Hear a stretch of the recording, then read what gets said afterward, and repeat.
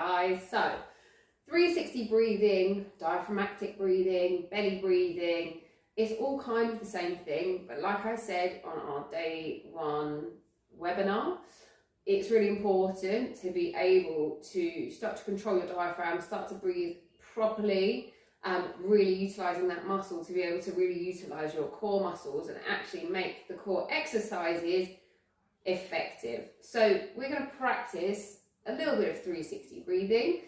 Basically, it's called 360 breathing because you want to think about expanding your core, your trunk, all the way around. So think about that cylinder again, rather than just pushing out to the front, just pushing up into the ribs, or just breathing up into your shoulder blade, doing shallow breaths, and it comes all the way up here and you get a lot of tension.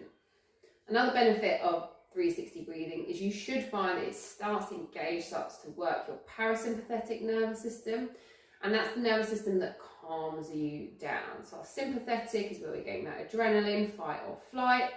And when you're a mum, just in life general these days, we're often quite stressed, quite on edge, high cortisol. So doing a little bit of this breathing technique, not only will it help you connect better to your core, will help you to get more effective work from your exercises, will help control intra-abdominal pressure. It will also help to give you that nice relaxed feeling throughout the day. So what I'd like you to do, you can do this standing up, lying down. I prefer seated. I just find it's a little bit easier because you don't have to worry about what you're doing standing up. Lying on the floor, it's sometimes quite hard to feel that push back in the ribs because obviously you're lying on the ground, but you can do it on the floor as well.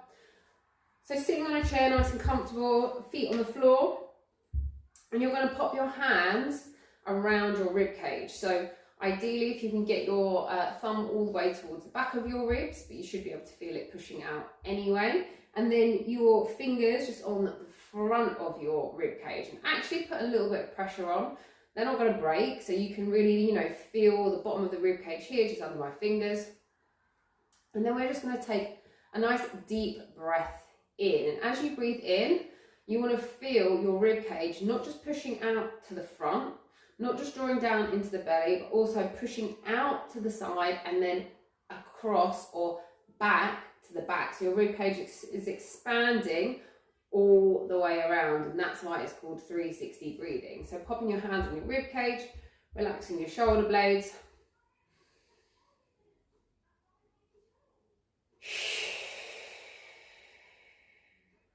And squeezing the air out. So taking that deep breath in as much as you can, and then as you exhale,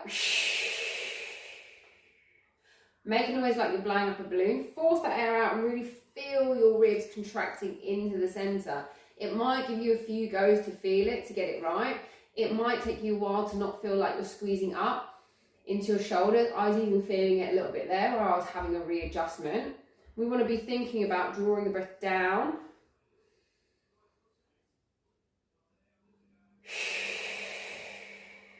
And actually you can help your rib cage to draw in. That's going to help with things like rib flare.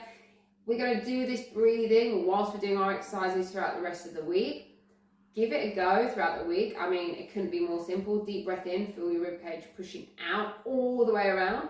As you exhale, really try and feel that drawing in from the TVA, drawing in from the diaphragm. We're really trying to squeeze our rib cage. Well, not us squeezing, our diaphragm is going to pull our rib cage back in towards the center to get that air out. Try and do this daily. Think of an occasion that you can add it in nice and easy when you're making a cup of tea, before or after you're changing a nappy, before or after you're cooking dinner, maybe as soon as your little one's gone to bed in the evening.